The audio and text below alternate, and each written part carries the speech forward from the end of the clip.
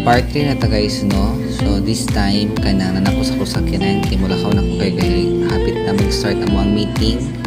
Feel na ko mag-brokog malate kay among meeting is 10. Pero hapit na mag-10 na pa ko sa dalan. First time na ko nga mag-appeal sa meeting no. Nag-invite ko sa Beetle Insurance. And then ako mag-abanda ni ang mga karaan ng mga agent sa Beetle Insurance. Kaya among topic karon nga meeting is more about new products and new marketing strategy sa usa ka pagbaligya sa insurance.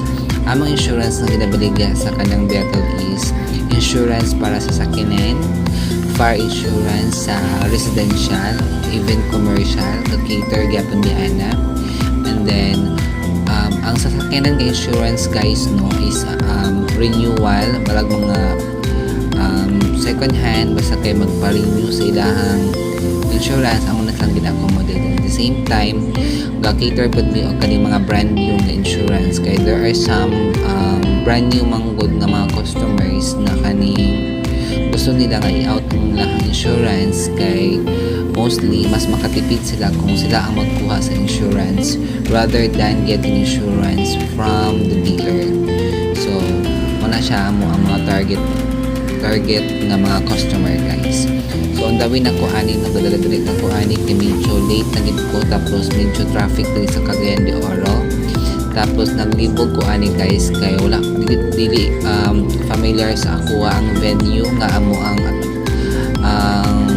kung asa ang meeting i-held. So gamit ko ani sa map sa ako ang isa ka phone. And then medyo ko naulawan guys kay wala ko nag-expect na gituyok-tuyok ko sa ako ang map. Dapat ito mas dali lang ako nakaabot kung wala na lang kung sunod sa ako ang map. Kay iaragi ko gituyok-tuyok mas nilayo dun pagsamot ng ako ang giagian tungkol sa mapa sa akong isa ka phone. So anyways, at least nakaabot man ang gyapon ko sa ako ang giatuan na wala ko na late and then safe po lang ako ang pag-drive.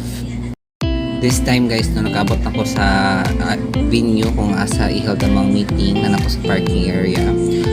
Paggawas na ako danhi, nila-check po na ako akong outfit kaya para once makita ko sa among ka-meeting at least presentable po ko.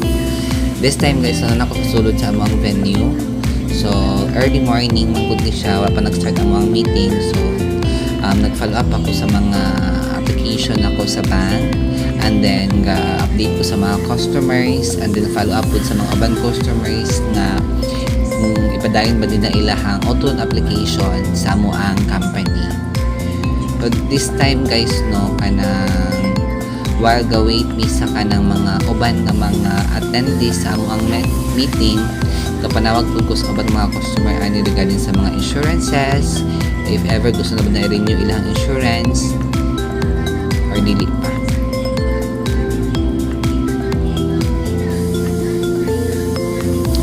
Tingala ko dali guys no kay feel gid ako kana ako pinakabata nga naa sa meeting kay mostly ang naa sa amo ang meeting is mga kanang mga senior citizen mga tingkong treat sila guys pero sa tanan na mo na adin hino ako ra gyud ang kana makaingon kang kanabit ng bata nga kanabit ng age from 30 nga na kay mostly ang mga age na din is kanang kuan sila kanang mga na siguro sa mga 70 plus or 60 plus ginana.